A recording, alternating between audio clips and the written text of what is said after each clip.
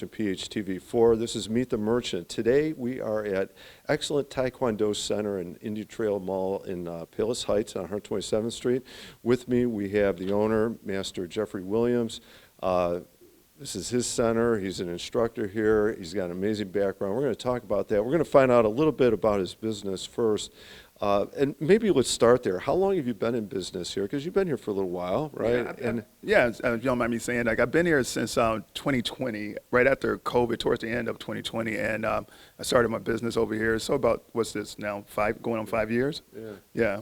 I know it's not on my list, but now I'm kind of curious. That had to be a tough time to open a business here. Yes, sir. I mean, it was very tough. I was in Crestwood Shopping Center for probably 15 years, and I was right by the AMC movie theaters. We had a very, very large school, and COVID pretty much shut us down. And, you know, we were doing online training, and the kids, you know, they kind of lost interest. You can only do so much online, and then they were still charging us rent. And so at that time, I couldn't keep up with the rent and had to close.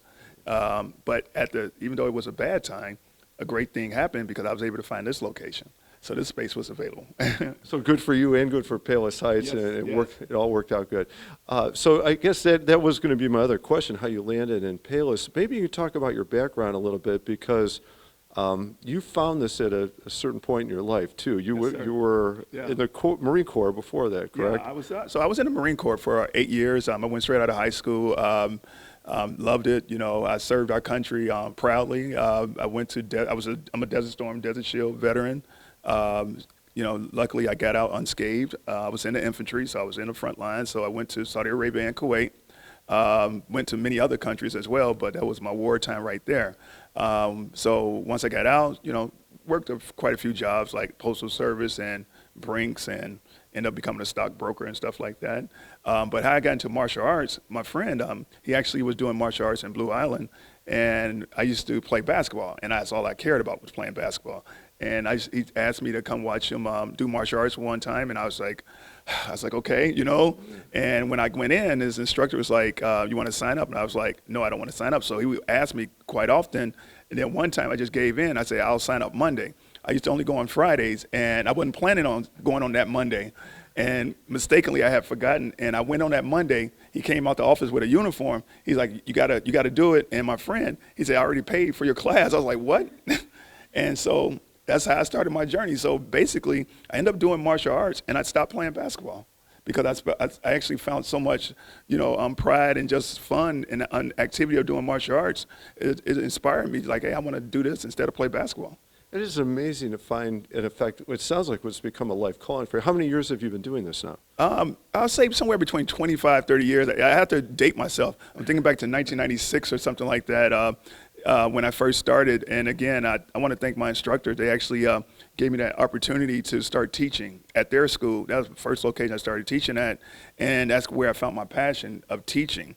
And from there, it kind of just grew into its own thing, where I got into the sports side of Taekwondo, and that's how I became a USA national team coach and an AAU national team coach during that time, I'd say all the way up to this past year, 2024. Wow. Yeah. Wow. I mean, it is amazing. Well, thanks for your service in the Marine Corps. And I think what a great kind of story to find your calling after going through that part of your life. Yeah. And obviously not something you would pursue, not like when you're 8 years old, what do you want to be when you grow up? Yeah. You weren't thinking Taekwondo instructor. No, not at all. When I was younger, I played a lot of baseball, basketball, ran cross country, ran track, and I would have thought that when I became adult, if I was going to teach some kids or, you know, work with the youth, it would have been in one of those activities. Being in Taekwondo, I think it was just a great thing because my kids were doing Taekwondo with me. They were younger, obviously, but they were doing Taekwondo with me. And some of the other students saw me teaching my kids, and they started asking me, hey, can you teach me too, like on the side? And I said, oh, okay, but within the school. And so I started teaching them, and then more kids kept asking and asking, could I teach them, could I teach them? And then when we started going to events, I started having a lot of success because my passion was to get the best out of those kids, to help them achieve their goal of going to a major tournament and going to a national event. And so I was able to produce that way. Wow. Uh, and I know the wall of trophies is Yes, over sir. there, and I'm sure that's a tribute to a lot of those successes. Yeah. Uh, but you kind of opened a door for me there. You talked about the students. I want to ask a little bit about like how you would describe Taekwondo for people who are thinking about as a class, and then, who are you instructing? What age range? Who is it Yes. for? Can somebody like I pick it up? I'm at a different end of my life. I'm Yes, sir. losing some of my mobility. Yes, Still have sir. some. Yes. But obviously, you're talking about young kids too. I'm wondering what age and what types of classes. Yeah, so we teach kids as young as 2.5 up to 3 years old, all the way up to, we can go past 65. That's my oldest student right now. My oldest student is 65 years old. And I think it's great for everyone because you kind of find your own personal goal as you do Taekwondo. Everyone comes in here for different reasons. Some kids come in here because they have discipline issues. Some kids come in here because they have social skill issues. Some of my adults, they want to stay active because they're working a lot. Some of my older adults, they want to keep, like you said, their mobility. The muscles start to go, and it's good that they stay active. I do a lot of women's self-defense classes where I teach young ladies, no matter what age it is, like how to react in situations when a person does various things of trying to harm them. And the main goal is just to defend yourself and get away. So it's important that you go through that rehearsal and understand how not to panic if possible. But when we have our younger kids here of various ages, I'm teaching them a lifestyle, how to conduct themselves not only in class, but also outside of this classroom. I speak with the parents a lot. They give me a great feedback and that I need to hear because I want to know how my students are doing in school. I want to know if they're respecting their parents at home. I want to know if they're behaving everywhere because I tell all my students, I say, you're just not a martial artist when you're in Taekwondo and dressed up in a uniform. You're a martial artist always. You kind of led into something I wanted to ask you Sure. about because when I look at your website, you talk about the 5 tenets Yes, of sir. Taekwondo, something I was definitely not familiar with. And I'm going to read it real quick Sure, here go just so that people can have them. In your mission statement, to teach and embody the 5 tenets of Taekwondo, and then the 5 tenets are courtesy, integrity, perseverance, self-control, and an indomitable spirit. Yes, sir. I think as a parent, as a young person, yes, there's a lot of great boxes being checked. I'd like to see that happen for my young person. Can you talk about, how do you address those qualities in class, and how do those students or young people, or maybe the older people too, learn them, embody them, take them out into the world? Yes, sir. So one of the things we do, we go over the 5 tenets of Taekwondo every day. We explain it in class. We speak about it in class. And also, I think it's a matter of myself and my other instructors embodying the 5 tenets of Taekwondo because I'm a big believer in leadership by example. And so I try to hold those skills and those life skills of the 5 tenets of saying, hey, be courteous. Be courteous to your neighbor. Be courteous to other students. Be courteous to your parents and anyone else, to your teachers. And also perseverance. Who in life hasn't had any setbacks where you wanted to quit and just because you fail many, many times, you want to give up. And so I always give great examples of perseverance. I talk about all the greatest athletes that I can think of, from Mia Hamm, Muhammad Ali, Michael Jordan, Wayne Gretzky. They all talk about failure. They talk about how they failed in life. But it's because of them failures that made them who they are. And so I think that's important that kids understand that. Just because you fail at something don't mean that's the end of it. It's important that you get back up and try again. And if you fail, try again. So integrity, definitely, taking some quality and pride in your work, staying focused, making sure you're being honorable to yourself, being honorable to whoever's working with you or looking over you. You bring up another point I want to ask you about because the message is very clear. There's obviously a physical component to this. You're teaching people, physical activity for, in a variety of ways or situations. But there is this, what kind of person you're going to be, right? Yes, How you're going to step out into the world.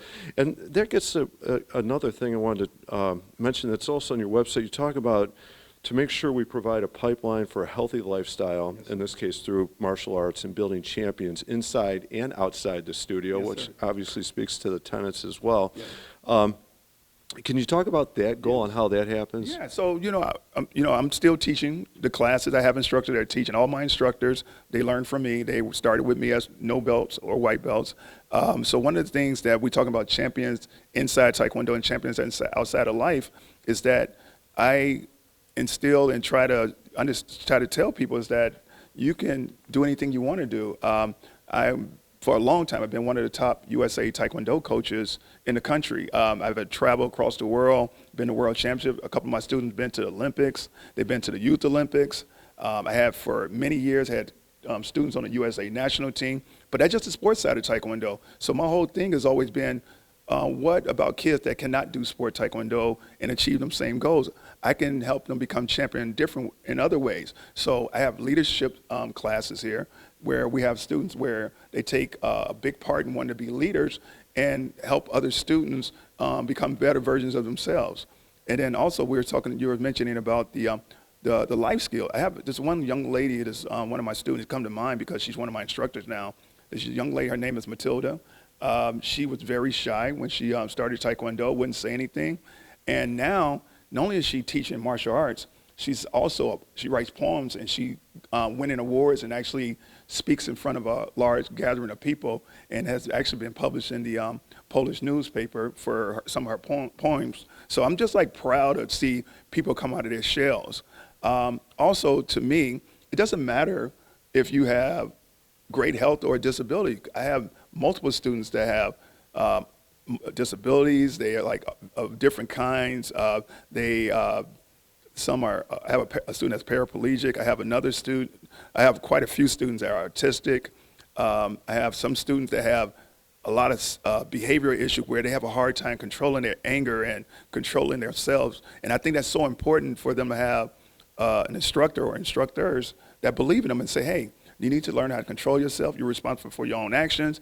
I always tell my students that when you're young, the consequences are a little bit less, but as you get older, they become greater, and you don't want to still have these issues as you get older. So definitely work on them while you're younger, be able to control yourself, because as an adult, I love my students, or I love any young adults that's courteous outside of Taekwondo. When they come, if I ever hear a young person and we're in a shopping center here or at a store, and I hear them say, yes, sir, or no, sir, I would go. I shake my head like, yes. So I said, somebody's teaching them right. And I think that's a big quality that's lacking in a lot of our youth. But I'm here to be that shining example for them, say, hey, you can do it too. And you can be the version that your parents always wanted you to be.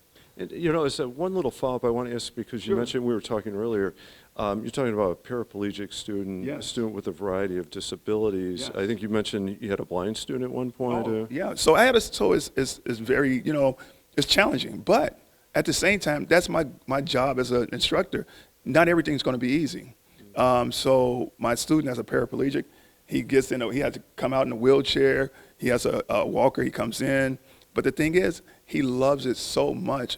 He's right now, I know they can't see the belts behind us because of the camera, but he's like on a high green belt right now. And I'm just so proud of him because he enjoys it. And his parents are so happy because it's helping conditioning his muscles at the same time. The one student I had was blind. I think that was really hard. He came in with his parents. He was, I think, around 15 or 16. And they said, hey, can you teach a blind student? Me, I don't run from challenges. And I was like, I'll do my best. And what I learned is I was able to guide his hands through the first couple of weeks of how I want him to punch, and his legs, how I want him to kick, to the point where I didn't have to hold his hands or grab his legs. He understood exactly what I was doing, and he enjoyed it. He loved it. And the only reason he stopped doing Taekwondo is because his family moved away. So I love teaching kids of all ages and adults and anyone that wants to see a better version of themselves and also just have a better quality of life. I think it's so important. I think you've given several great examples of, like you mentioned, there's a sports quality to it, a competitive quality to it. Obviously, trophies can be won or medals earned, but people are going to walk away with a life skill from it, whether it's the confidence to do the poetry or how they walk through the world or control themselves or manage themselves, which maybe you've kind of set up the last question I want to ask you is, what do you like best about your job? I can almost guess based on what you said, but from you. It's a great question. It's something I mentioned to everyone. So you heard me talk about the sports side of Taekwondo, where I go to tournaments, I go to world championships, we do all that. And then I teach here what we call traditional martial arts. And the one thing that I love about it, I love teaching traditional martial arts, then I love doing sport Taekwondo, because anytime I have a student come in, they're shy and they don't know what to do, and they're not 100% sure they want to do martial arts. And then to see that smile on their face when they earn their first belt or they learn how to do their first punch or kick, then they start understanding the quality and the discipline and how to be respectful. That's really what I'm trying to teach them. And then to see them become black belts eventually, it's an amazing thing. You know, I take pride in, I always look at my student, I just look at them as being smaller versions of me. I think with anything in life, if you put your passion into it and you're willing to work hard for it, and if you invest in kids, then kids, they will produce. And then what you'll see is that the output they'll be something great. And they'll be everything that these parents want them to be. These adults will be everything that they ever thought they could be. And then these older adults that are seniors, they'll see that, no, you're not too old to do martial arts. Yes, you can get up out your chair if you want to. Yes, you can walk in here. You don't have to be the fastest. You don't have to be the strongest. Only thing you have to be is the best version of yourself. Yeah. And that's it. I said, what a great lesson, a great way to move through the world. And obviously, like you're saying, when you see people find themselves in some way, right? Yes, and to think that it can happen through Taekwondo, yes, right? I mean, that's wonderful. And certainly your story, I think, personally reflects that as well. So, yeah, and I appreciate it. You know, if you don't mind me just speaking, like I tell my students that my journey to martial arts wasn't a traditional one. I grew up on the south side of Chicago. Both my parents were policemen. And, you know, they invested a lot in me and my siblings, you know, try to send us to the best private schools possible. But at the same time, I ended up going, like I said, I went to the U.S. Marines after that and started working in the business world. And like I said, I never expected to be a martial arts instructor. I never expected to own a school. And the way I own the school is kind of interesting. I don't know if we have time for that, but the way I started with the school is that basically a gentleman named Jose, he owned the construction business. He just asked me one day, he said, you ever interested in owning a school? I was like, no, I like just teaching. And he said, if you ever own a school, he said, what you want it to look like? I said, well, I probably want this wall here. I probably want this over there. He took out a pen. He just started drawing. But I wasn't really paying attention. And then about 6 months later, he took me to a building. He actually made me a school. Wow. Yeah, he built me a school. He was so honored that I was working with his son all the time. He said, I want to do this for you. And that's how I started my own business. Congratulations. Yeah. And again, the importance of the impact we can have on each other and the life traits that we can develop, and then, you know, the connections you make. So who knows what it can lead to? Yes, right? sir. Yeah, I agree. I mean, and you know, I want to mention this too. And if you ever were to come here when my students are here, one of the things I do and what my students, they do when they walk in the door, the first thing all my students do, they greet our guests. They have to say, hello, sir, hello, ma'am. And then they take their shoes off, they step on the mat. But even when we leave, we say goodnight to our guests. I think it's so important because I explained to my younger student, it's like if you go to someone's home, you want to be able to announce to whoever owns the house, say, hey, I'm here. And then once you're leaving, you want to say, I'm leaving your home. I think that's so important. And at the end of class, we always bow to our guests. And I ask, and a student, I always ask like a white belt or a student that hasn't been here long, I said, why do you think we're bowing to the guests?